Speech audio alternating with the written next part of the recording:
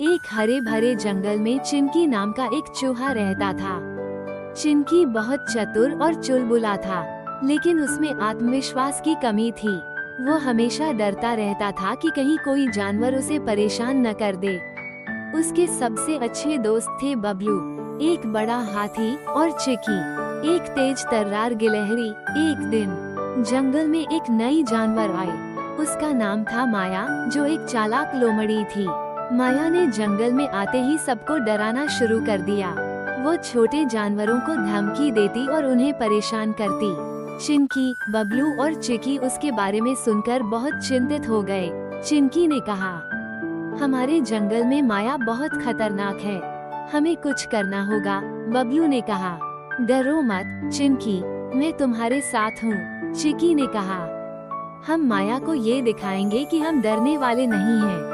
बबलू ने अपने विशाल आकार का सहारा लेते हुए कहा, मैं उसे डरा दूंगा। एक दिन जब माया जंगल में घूम रही थी, तो चिंकी ने हिम्मत जुटाई और उससे सामना किया। उसने कहा, माया, तुम हमें परेशान करना बंद करो। माया हंसी और बोली, क्या तुम मुझे डराने आए हो, छोटे चूहे? चिंकी डर गया, लेकिन बबलू और चिकी उसके साथ खड़े रहे। बबलू ने कहा, अगर तुम चिंकी को परेशान करोगी, तो हमें तुम्हारे खिलाफ आना पड़ेगा। माया ने हंसते हुए कहा, तुम सब मिलकर क्या कर सकते हो?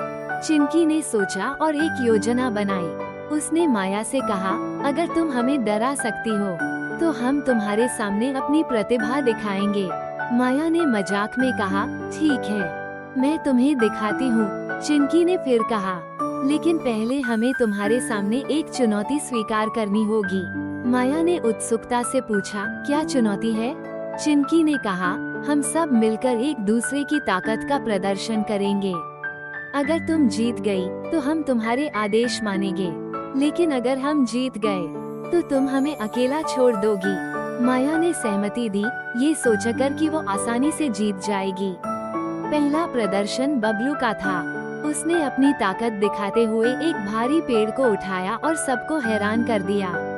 माया ने सोचा कि यह आसान था। फिर चिकी की बारी आई। उसने अपनी तेज गति से सबको चकमा देते हुए बहुत सारे ऊंचे पेड़ों पर चढ़कर सबको प्रभावित किया। अब माया थोड़ा चिंतित हो गई। अब बारी थी चिंकी की।